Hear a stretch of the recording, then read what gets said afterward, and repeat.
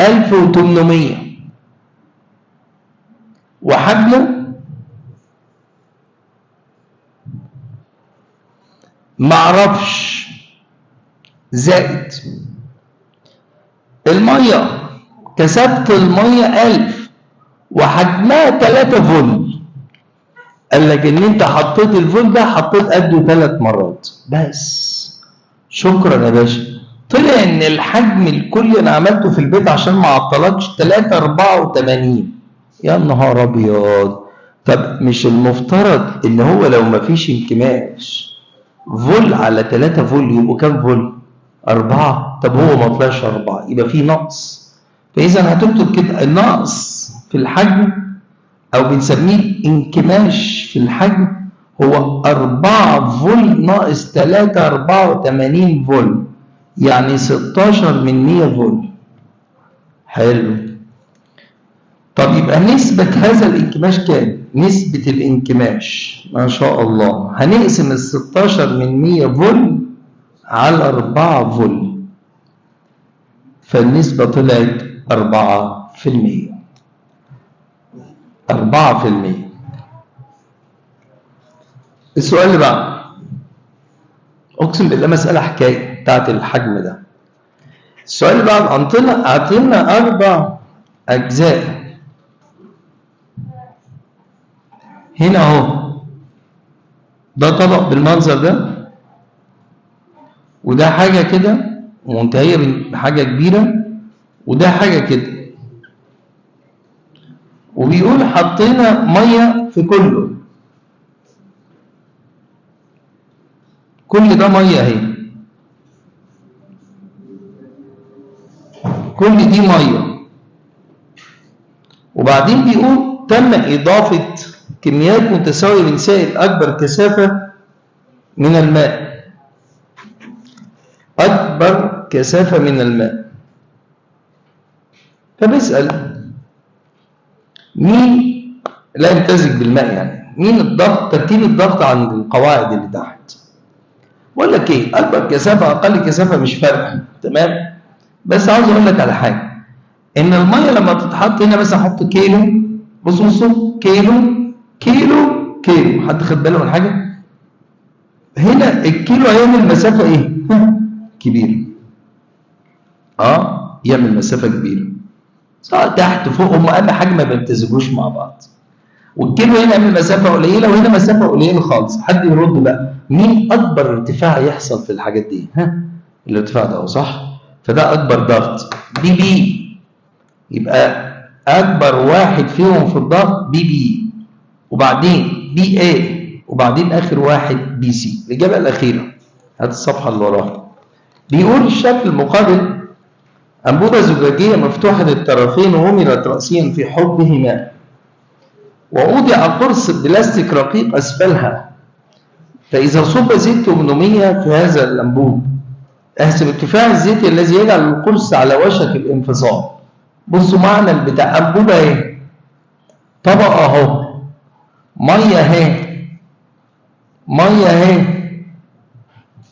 في حاجه بلاستيكيه رفيعه اهي هنا كده، بدا يحط زيت هنا اهو، زيت، بدا يحط زيت، وبعدين بيقول انا عاوز الحاجه البتاع البلاستيكيه دي تنفصل.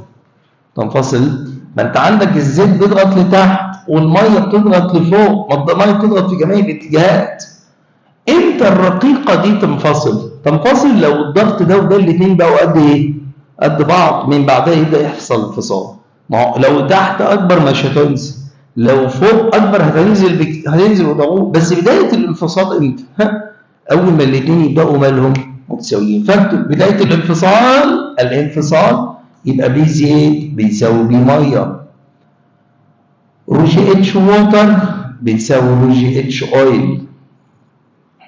يلا الرو اويل ووتر ب 1000 والاتش ووتر من اهو كان عاطي ان هو 25 سم 25، والرو اويل ب 800. يا ترى اتش اويل كام؟ الاجابه طالعه 31 وربع. السؤال اللي بعده قول كده هندسه، عند نقل الباروميتر الزئبقي من تحت لفوق لا استنى، من سطح الارض الى عمق البئر. فان حجم الفراغ ايه لو لما ننزل في بئر تحت؟ الزئبق هيرتفع صح، وبالتالي حجم الفراغ هيبدا يقل، يبقى الاجابه يقل. في احدى الاختبارات البسيطه للرئتين يطلب للمريض ان ينفخ بكل قوته في عمود زئبق في احدى الانبوبتين. انبوبتين عاملين كده، انبوبه ذات شعبتين. ما تروحوا كده كليه حربيه ولا حاجه تلاقي واحد ايه جايب لك انبوبه ويقول لك ايه امسك هنا وانفخ. تمام؟ يعني يبدا ينفخ هنا عشان زي ما يكون بيقيس ضغط الرئتين بتوعه وشوف قوتها بناء، بالذات لو هتقدم في جويه، عشان موضوع الضغط ده بيبقى يفرق قوي قوي، وقدرته على تحمل التغيرات في الضغط وقوه الرئتين بتوعه يفرقوا جامد. فبقول لك الولد نفخ فعمل فرق ارتفاع 4 سم، يعني ان هو كده 4 سم، فعاوزين الضغط داخل الرئتين بتوعه. الضغط تكتب بي جاز، بي ضغط الغاز داخل الرئتين هيساوي بي اي زائد اتش.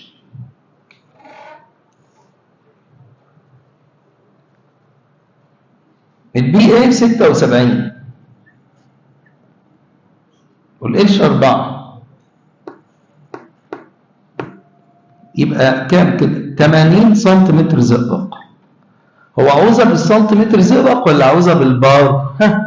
عاوزها بالبار. حد فاكر ازاي نحول من سنتيمتر زئبق لبار؟ هنجيب الضغط ونضربه في 1.13 ونقسم على 76 اكملي ده بالسنتي. تمام؟ هي طلعت تقريبا 1.1، هي بالظبط طالعه 1.8 وبعد 8 9، يعني تقريبا 1.1 عشان لو ما طلعتش معاك في البيت ما تقولش رقم مؤلفينه او كده. تمام؟ هي عمليه تقريبيه مش قوي يعني. انبوبه ذات شعبتين. السؤال رقم 8، مساحه احد فرعيه 3 امثال الاخر. ارسم انبوبه ايه والثانيه ايه. ده 3 وده 1، فيها ميه اهي، ميه اهي.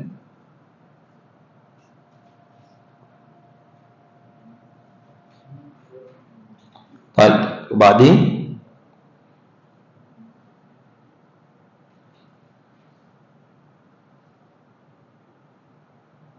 ده ميه، وبعدين طلع 20 سم كلها على بعضها 20، ملئت الى منتصفها بالميه. لما نقول طلع كلها على بعضها 20 نصها بس كام؟ 10 سم. ماشي، وبعدين 10 سم صب فيها زيت. فين؟ في انهي فرق؟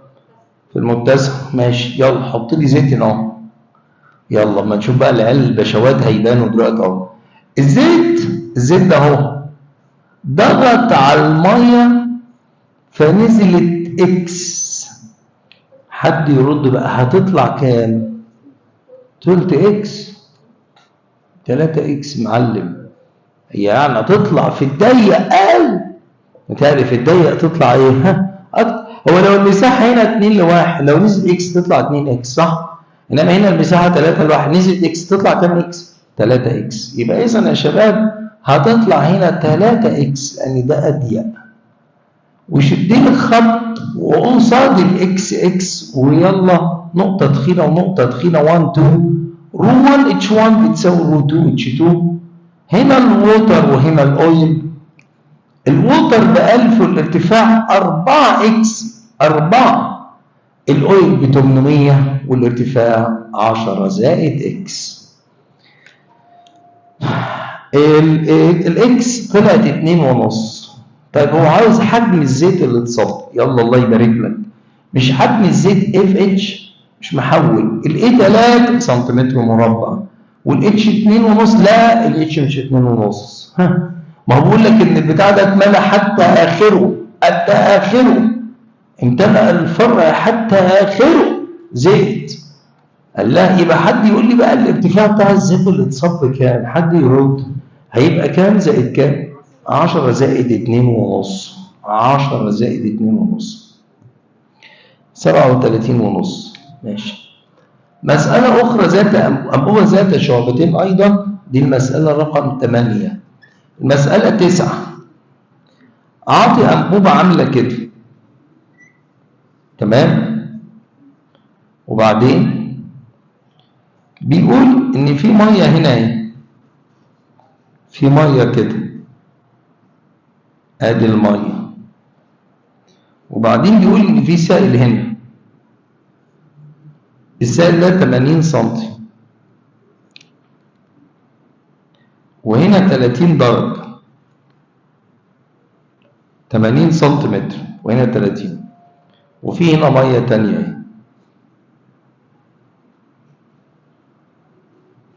بس وبعدين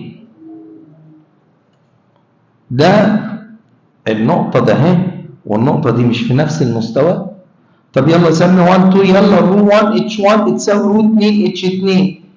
هنا السائل ده بيقول لك زيت وعاطي كثافته 750، وهنا ميه ومعرفش ارتفاعها كام. مين عايل البطل يقول لي ارتفاع الزيت كام؟ هل 80؟ مش هشتغل 80، امال 80 مايلين اكنهم 40 عدلين، خاصه ان الزاويه كام؟ ها 30. يعني انا هشتغل بالبعد الرأسي بتاعهم، ال 80 دول الرأس بتاعهم كام؟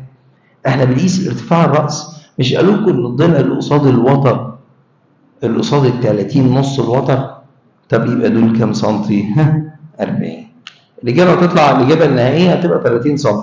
اتش ووتر 30 سم. السؤال اللي بعده.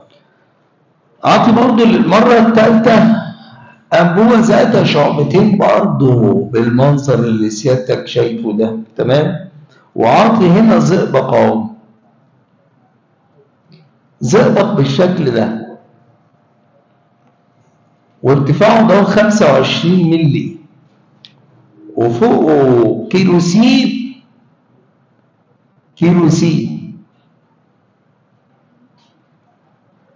هنسمي الكيروسين ده ايه؟ مش عارفين ارتفاعه قد ايه.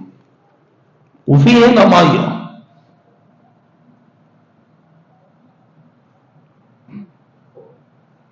ده هي ميه.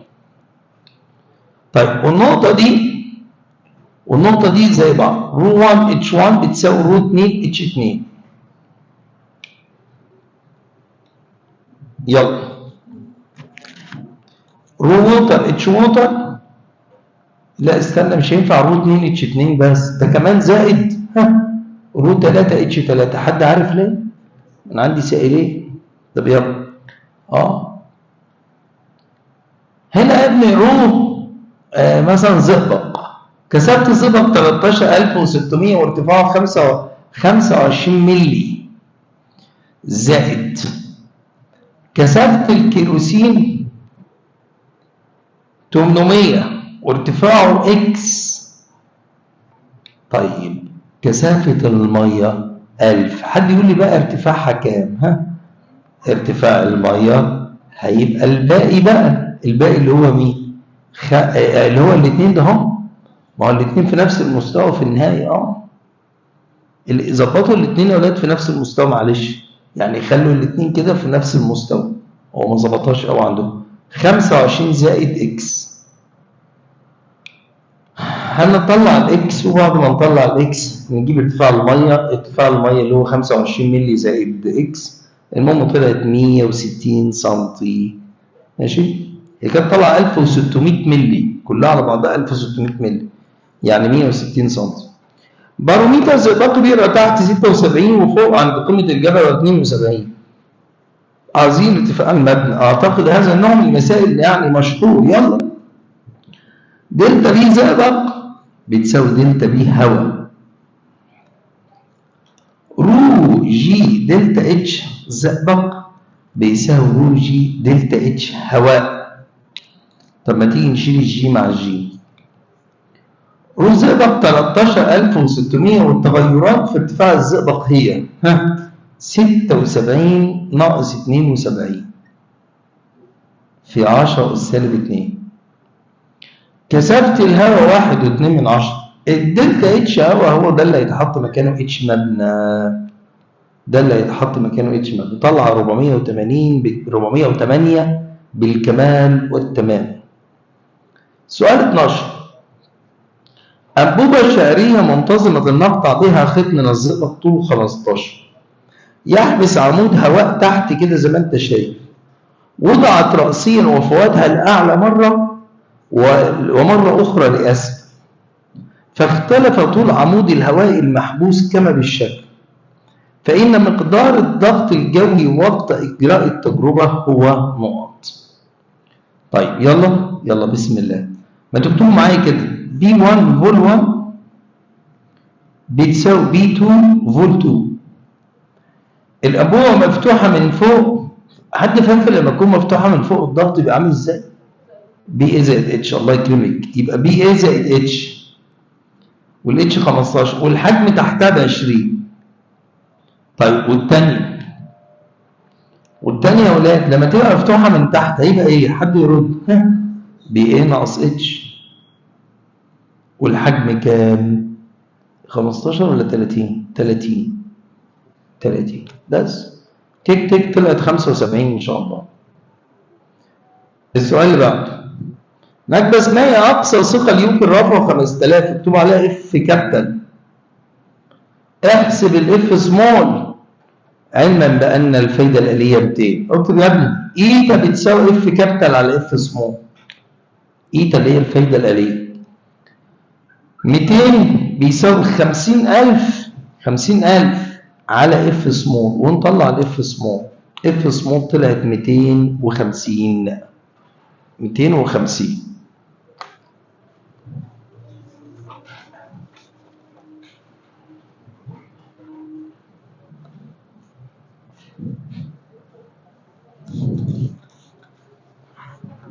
حلوا السؤال ده كده عم نمسح السبوره. يلا بسرعه كل واحد كده يحل السؤال اللي عليه الدور ده. شوفوه عم امسح السبوره.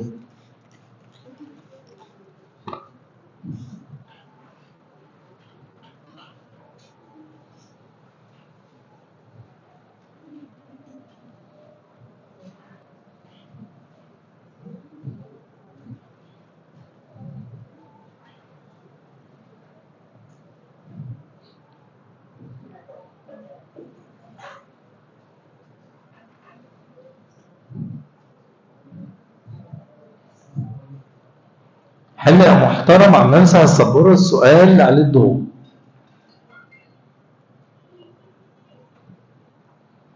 الأسئلة دي كلها متنقية يعني عشان تبقى عارف، مش محطوطة كده بس.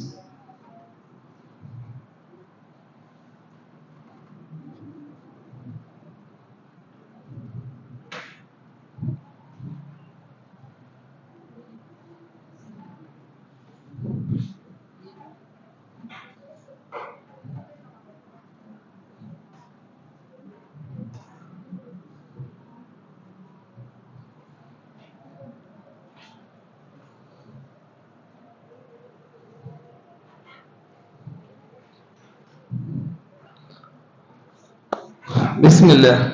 السؤال الأولاني، عندنا غاز وبعدين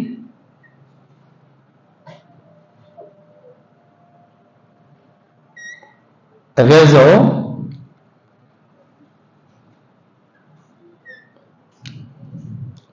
وفي هنا زئبق، هنا غاز هنا زئبق اهو، وده غاز وهنا ميه،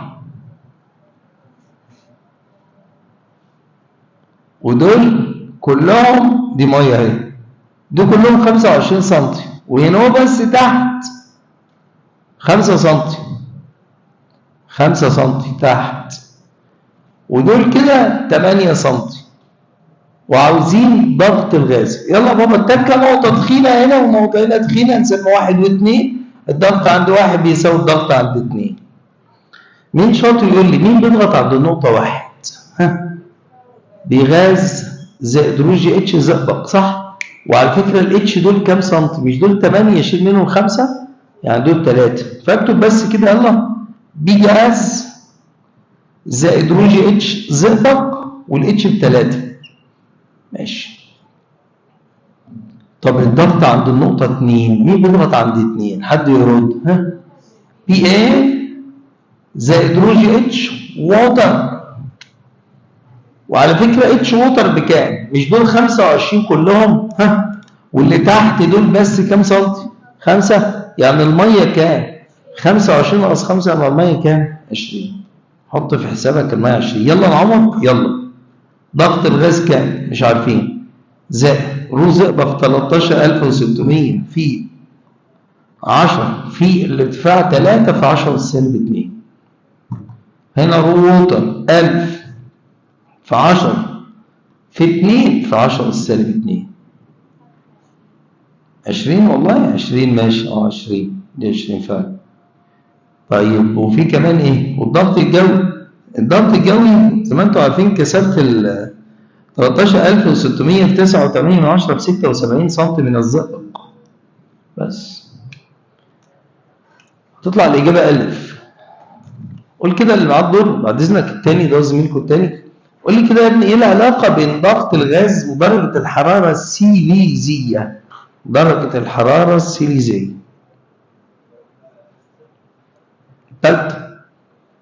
التالتة عشان هتقطع ورا في سالب 273. وعاء بي غاز ضغطه 2 بي اي يتصل بصمام آخر سعته 3 أمثال الصمام الأول. فأوجد الضغط النهائي عندما يفتح الصمام. يلا يا جماعة 16 ارسموا معايا كده. في عندنا صمامين هيتفتحوا على بعض. ادي صمام صغير وادي صمام كبير. ده حجمه فول وده حجمه 3 فولت. ده جواه غاز ضغطه 2 بي اي وده مفرغ يعني ضغطه صفر.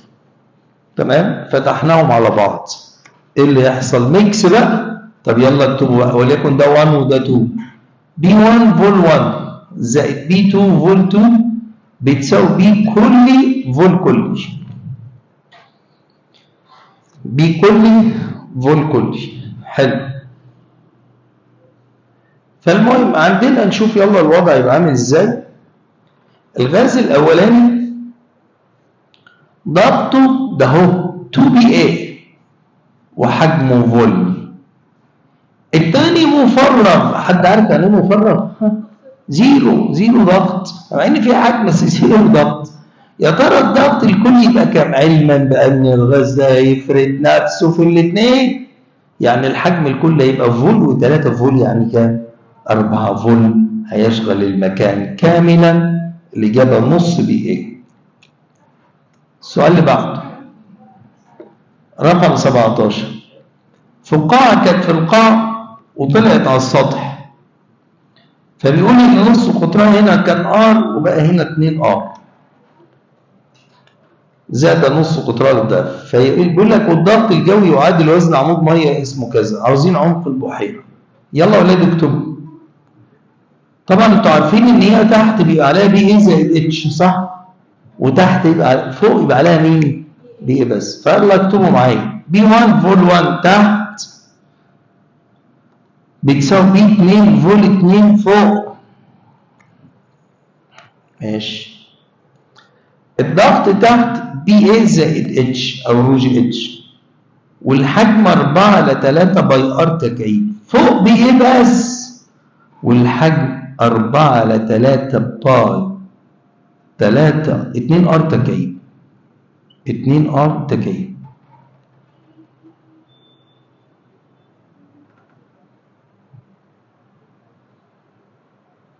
تمام؟ 4/3 و4/3. بي اي زائد اتش. البي اي هو بيقول لك عليها بيساوي عمود ميه اسمه اتش. هو بيقول لك كده عمود ميه يساوي ضغط عمود ميه اسمه اتش وادي اتش اسمه. وعلى فكره ار تكعيب تروح مع ار تكعيب.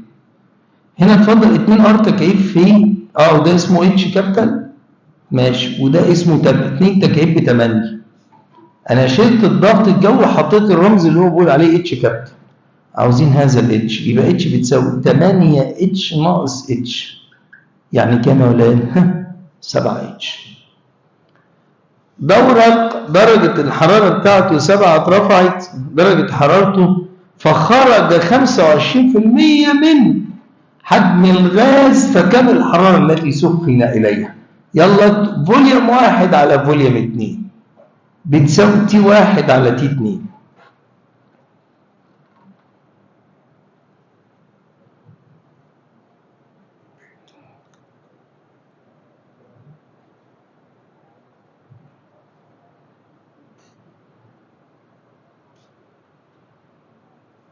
تمام؟ ماشي. حجم الغاز كان فول، ما اعرفش كام فول، ما اعرفش، بقى فول زائد 25% فول، فول زائد 25% فول. حلو خالص. فول زائد 25 زائد الربع، زائد الربع، كان فول بقى فول زائد 25%. ومال؟ طب الاولانيه كانت عند درجه 7، يا ترى الثانيه عند درجه كام؟ وشيل فول مع فول خدهم، وفي الاخر آلة حاسبة، فطلعت الدرجة بالسيليزي 77 درجة سيليزية، اللي هي آخر واحدة على الشمال. إذا انضغطت كمية من غاز مثالي لنص الحجم ورفعت الحرارة لثلاث أمثالة، فإن الضغط يصبح نقط. يلا 19 اكتب القانون العام، B1 فول 1 على T1 بتساوي B فول على T، القانون العام. الغاز ده كان ضغطه كام؟ معرفش، حجمه كام؟ معرفش، حرارته كام؟ معرفش، بس حرارته زادت 3 مرات.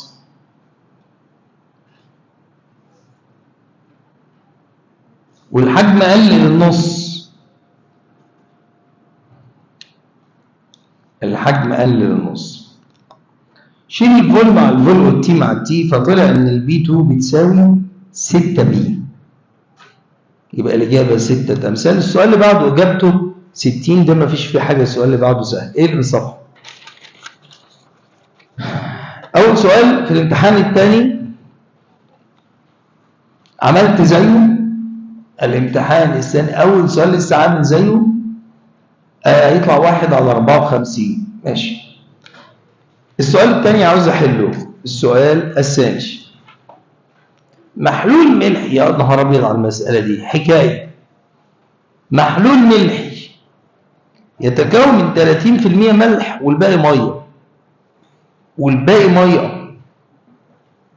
كانت الكثافه النسبيه للمحلول 1.2، وكثافه الميه 1000، فان كتله الملح في 10 لتر من هذا المحلول. اكتبي عسل انتوا ايه؟ كتله المحلول الملحي، كتله المحلول الملحي بتساوي كتله الميه زائد كتله الملح، صح؟ محلول ملح عباره عن ايه؟ ميه ودايب فيها ايه؟ ملح. خلي بالكم المساله اللي انا عاملها دي بعض الكتب عاملاها اللبن الدسم. اللبن الدسم عباره عن لبن خالي من الدسم زائد قشطه اللي هي الدسم نفسه. والله يقول لك هات لي كتله القشطه اللي موجوده في لتر اللبن. والله جيت في امتحان مره جاب لهم لبن دسم وقال له انا عاوز اعرف القشطه فيه كام، كتله القشطه اللي دايبه فيه، هي زي دي بالظبط. تمام؟ انا عاوز اعرف كتله الملح في محلول ملحي. تقوم عامل الحركات اللي انا هوريها لك دي. هو بيقول ان الملح المحلول ده 70% ميه و30% ايه؟ ملح. ما عندناش مشكله، 70-30. طيب فك معايا كده بعد اذنك. رو كلي فول كلي، رو كلي فول كلي بيساوي رو ووتر فول ووتر زائد ام ملح. تمام؟ يلا. لا ما تفكش ام ملح دي، سيبها.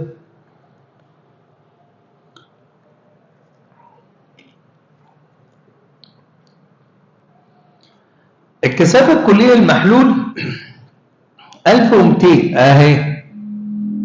في خليك ذكي بقى، هو قال لك كتله الملح في ايه؟ 10 لتر من هذا المحلول. 10 اهي، بس تضربها في 10 اس 3 عشان نحول من لتر لمتر مكعب. اتقل بقى، اتقل 70%. ايه 70% دي بقى؟ ما هو قال لك ان هو 70% ميه و30% ايه؟ ملح، فتحط هنا 70 يعني اعتبر ان دي 100%، يبقى هنا كام؟ ها 70% وهنا 30%. يلا كثافه الميه 1000 وحجم الميه ما هم نفس ال 10 لتر، ما هو دايما حجم المحلول هو نفسه حجم الميه صح؟ انما الملح بيدوب. زائد 1000 مبروك السؤال خلص. 1000 في 10 دول 12 ودول 1000 مع 1000 ودي 700 على 100 فيها 7 بس. يبقى الإما 5 كيلو جرام أو 5 جرام. عندكم الإجابة آخر واحدة 5 في 10 أس 3 جرام. سؤال أولاد، شريحة معدنية مربعة كثافة مادتها 7000 قطعنا ربع الشريحة، فتكون كثافة الجزء المقطوع إلى كثافة الشريحة كلها كام؟ هو لما أقطع حتة من الحديدة كثافتها تختلف عن الحديدة الكبيرة؟ يبقى واحد ليه؟ لواحد. السؤال الأخير في الصفحة ده إجابته 2.5. ماشي. هات الصفحة الثانية. الصفحة الثانية هاخد منها 3 أسئلة، 3 بالظبط. يلا. يؤدي، قولي كده، يؤدي نقط إلى نقص ارتفاع الزئبق داخل الباروميتر. إيه اللي ممكن ينقص ارتفاع الزئبق داخل الباروميتر؟ هل أزود الزئبق في الحوض؟ ولا أزود مساحة الأنبوبة؟ ولا أنقله إلى قمة جبل؟ هي ديت، ولا استخدم أنبوبة أكثر طولا؟ هي طبعا الإجابة ج. السؤال برضه هيتجاب شفر. إذا كان سطح الزئبق في الفرع الخالص في المانوميتر منخفض عن الفرع المتصل للمستودع بمقدار 20 سم، فإذا كان الضغط الجوي يساوي 76، فإن ضغط الغاز الموجود بالمستودع يساوي نقط 56. ليه بقى؟ ما هي بي ايه ناقص اتش، 76 ناقص 20 مفيش فيها حاجة خالص، يبقى 56. متوازي مستطيلات صلب كتلته كذا أبعاده كذا، عاوزين أكبر ضغط. اكتب يلا، ده السؤال رقم 7. اكتب الإجابة.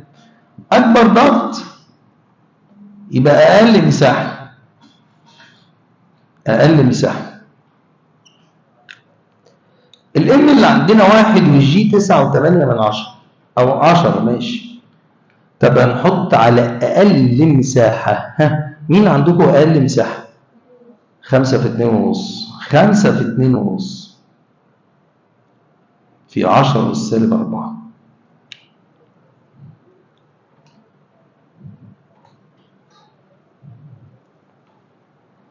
الإجابة 8000. ماشي. السؤال اللي بعده إجابته د، والسؤال 9 إجابته نص بي اللي هو د. د. هات لي الصفحة اللي وراها.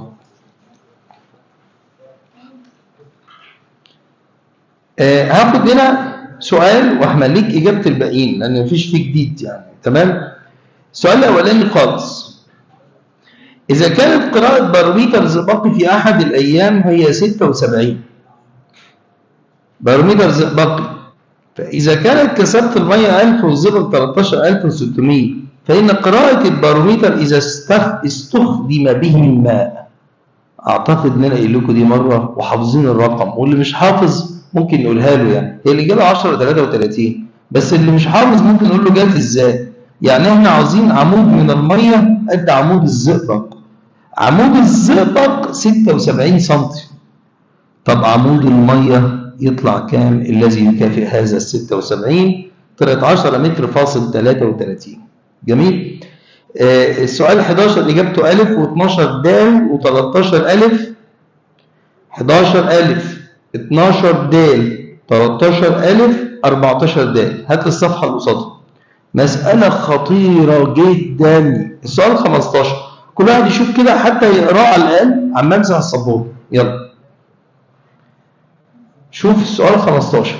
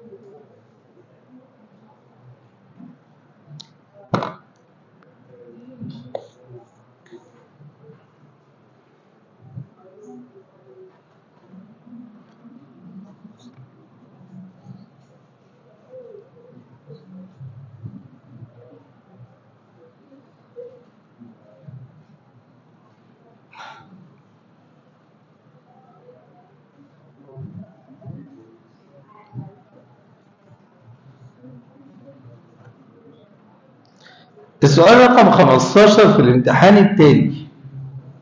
يلا نشوف كده السؤال. بيقول لك في غاز محبوس وفي ثقل هنا 500 جرام، وفي غاز هنا كده، تمام؟ خلاص اخر مسألة، وربنا اخر مسألة، بالله اخر مسألة، ما انتوا ماشيين لمحلها يا كلاب. الاسطوانة دي عاوزين ضغط الغاز دقيقة بالظبط. اعمل لي بس كده، الغاز بيضغط لتحت والثقل لتحت والضغط الجوي لفوق، فاكتب يلا. بي غاز زائد ضغط الثقل بيساوي بي ايه. البي ايه لفوق والغاز والثقل لتحت. بي غاز زائد ام جي على الاي بيساوي بي ايه. ضغط الغاز عاوزينه، الثقل 500 جرام في 10 أس 3 في 10 طبعا، والمساحه 25 في 10 أس 4، والضغط الجوي اللي هو 1.13 من 1000 في 10 أس 5. الإجابة باء. طب علم كده على الإجابات: 16,000، 17 دال، 18 باء، 19 باء، 20,000. في رعاية الله يا شباب. اعملوا الامتحان الثالث والرابع بقى وانتوا جايين المرة الجاية واجب، خلاص؟ الثالث والرابع.